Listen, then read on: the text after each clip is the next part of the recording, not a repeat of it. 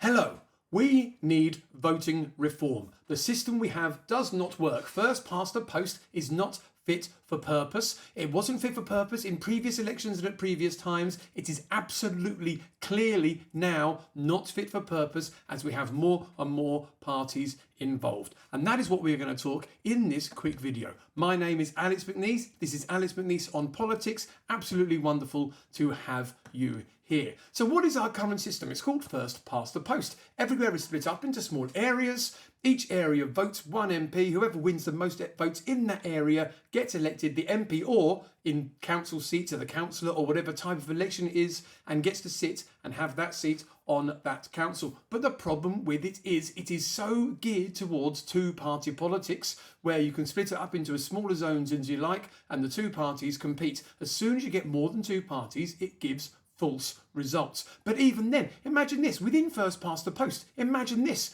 if you come second by one vote in every constituency in the country, there are 650 or so constituencies. If you came second in every single one by one vote, you would have 49.999% of the vote. You would have 0 MPs. The winning team would have 50.001% of the vote.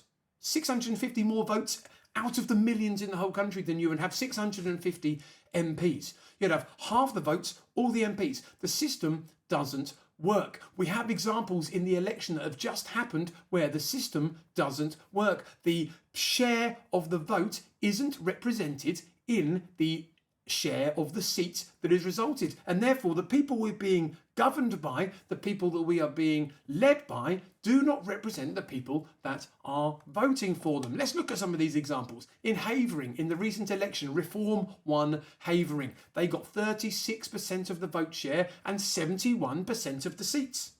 It doesn't make sense. In Ealing, Labour won in Ealing. They got 30% of the vote share, 66% of the seats, 30%. One in 3 people voted for them. 1 in 3 people voted for them, yet they've won more than 2 in 3 of the seats. It makes no sense. In Westminster, I'm showing different parties to show that it happens for and against everyone. In Westminster, 35% of the vote share went to the Conservatives, 59% of the seats went to the Conservatives. We can't have a system where we are not represented by the people that that vote for that representation body.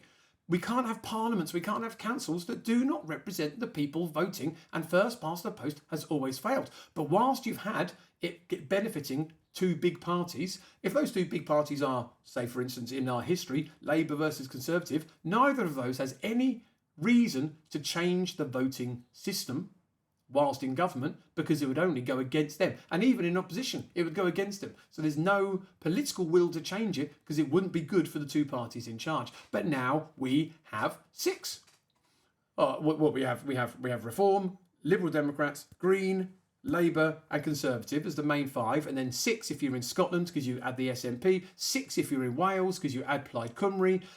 That system will not work with first past the post. This video and this channel will campaign to get this changed to a proportional system where the representatives of our bodies that rule us represent the population that has voted for them. But let's listen to some other commentators that have been talking about it. Andrew Neil on Times Radio. I often don't agree with Andrew Neil, but here's what he says. He says, for elections to have democratic legitimacy, there needs to be at least a broad correlation between vote share and seats. This is what I've just been saying. In this case, it would not be. Raising the spectre of a political crisis, an electoral political crisis, is not wrong. If we had a general election now using first past the post, what we see in the country would not be what we see in the representation in Westminster. It would be a crisis. And that crisis word comes up again when you listen to Robert Peston. Under our FPTP, first past the post system,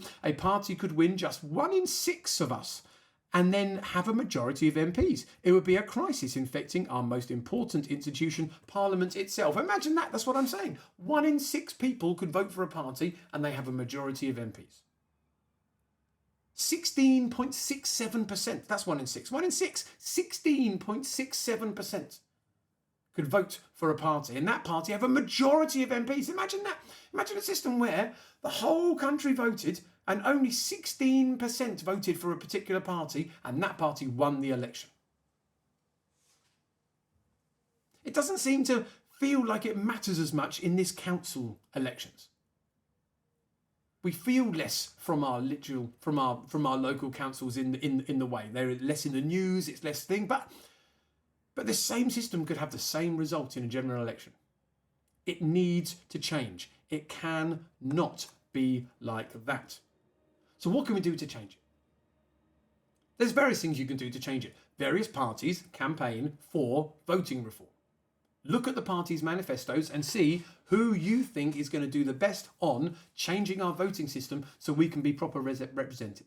I'm not going to tell you who to vote for. I'm not going to tell you which ones to doing what. I want you to find out. Go and find out who is up for voting reform.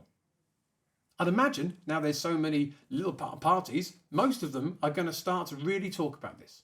Find a party that wants to get voting reform as part of its manifesto and vote for them. If this is a topic that is important to you, it's a topic that is very, very important to me. I feel we need to be properly represented in our politics. I hope that you've enjoyed this video. If you have, please do like and subscribe. It's wonderful to have you here. You are all amazing people. Remember, politics is everywhere. Whether you think you're interested or not interested, it affects every single day of our lives. It affects everything we do. And it would be wonderful if more people tried to make it so we were properly represented in our governments, in our councils, in our parishes, and everywhere else. Thank you for being here. My name is Alex McNeice. This is Alex McNeice on Politics. See you soon.